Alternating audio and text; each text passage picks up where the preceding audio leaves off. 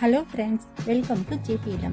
இன்னைக்கு நம்ம இந்த வீடியோவில் என்ன பார்க்க போகிறோம்னா, முள்ளங்கி புளி குழம்பு ரொம்ப டேஸ்டியாக எப்படி செய்யலான்றதை பற்றி தான் பார்க்க போகிறோம். அதுக்கு முன்னால் நம்ம சேனலை இன்னும் நீங்கள் சப்ஸ்கிரைப் பண்ணலன்னா சப்ஸ்கிரைப் பண்ணுங்கள், பக்கத்தில் இருக்க பெல் பட்டனை கிளிக் பண்ணுங்கள்.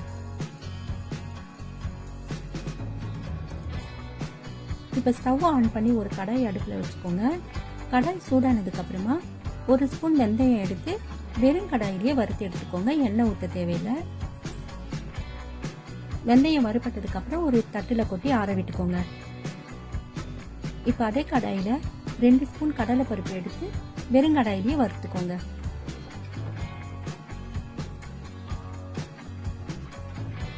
கடலை பருப்பும் நல்லா வறுபட்டதுக்கு அப்புறம் வெந்தயத்தோடையே கொட்டி நல்லா ஆற விட்டுக்கலாம்.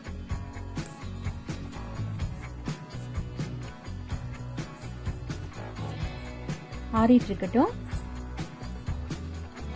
இப்ப நம்ம கடாயை அடுப்புல வச்சு புளிக்குழம்பு செய்யறதுக்கு தேவையான அளவுக்கு நல்லெண்ணெய் ஊத்திக்கலாம்.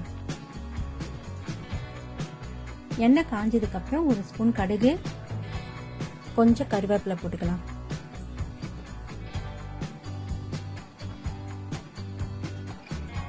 ஒரு பெரிய சைஸ் வெங்காயம் கட் பண்ணி வச்சிருக்கேன், அதையும் போட்டுக்கலாம். வெங்காயம் கொஞ்சம் வதங்கினதுக்கு அப்புறமா ஒரு பெரிய சைஸ் தக்காளியை கட் பண்ணி வச்சிருக்கேன், அதையும் இதோட போட்டு வதக்கிக்கலாம்.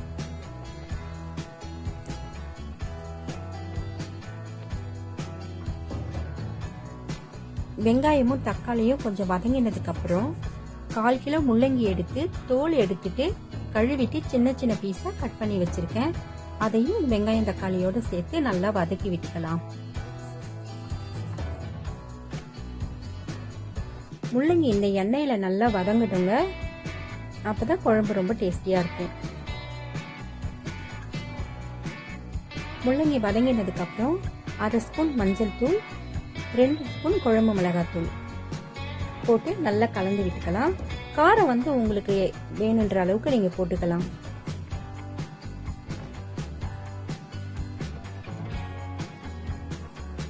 எண்ணெயிலேயே இந்த பொடியெல்லாம் நல்லா கலந்து விட்டுட்டு அதுக்கப்புறம் 1/2 ஸ்பூன் பெருங்காயத்தூளும் போட்டு நல்லா கலந்து விட்டுக்கோங்க. முள்ளங்கி வேகிறதுக்கு தேவையான அளவுக்கு தண்ணியை ஊற்றி முள்ளங்கியை வேக வச்சுக்கலாம்.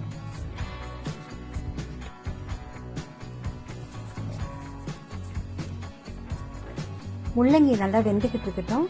அதுக்குள்ள நம்ம வறுத்து வச்சிருக்கிற வெந்தயத்தையும் கடலை பருப்பையும் ஒரு மிக்ஸி ஜார்ல போட்டு அரைச்சிட்டு வந்துடலாம். தண்ணி ஊத்தாம பவுடரை அரைச்சிட்டு வந்துருங்க.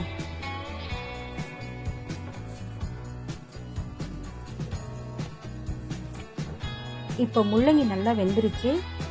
இந்த சமயத்துல ஒரு சின்ன எலுமிச்சம்பழம் அளவுக்கு புளி எடுத்து சுடுதண்ணியில ஊற வச்சு கரைச்சி வச்சிருக்கேன், அதை இந்த முள்ளங்கியோட ஊத்திக்கலாம்.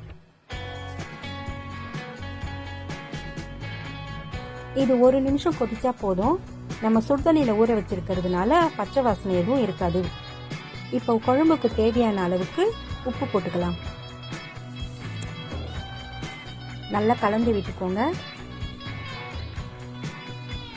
இப்ப நம்ம அரைச்சிட்டு வந்திருக்கிற வெந்தயம் கடலை பருப்பு பொடிய 1/2 ஸ்பூன் அளவுக்கு இந்த குழம்புல போட்டுக்கோங்க.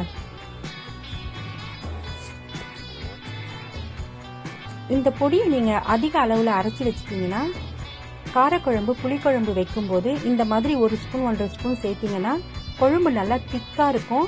வெந்தயம் சேர்க்கறதுனால நல்ல வாசனையாவும் இருக்கும், உடம்புக்கும் ரொம்ப நல்லது. நீங்க இந்த மாதிரி ட்ரை பண்ணி பாருங்க. இப்ப பாருங்க, அந்த பொடி போட்டதுக்கு அப்புறம் குழம்பு எந்த அளவுக்கு திக்கா வந்திருக்கு. இப்ப இதை ஒரு பவுலுக்கு மாத்திக்கலாம்.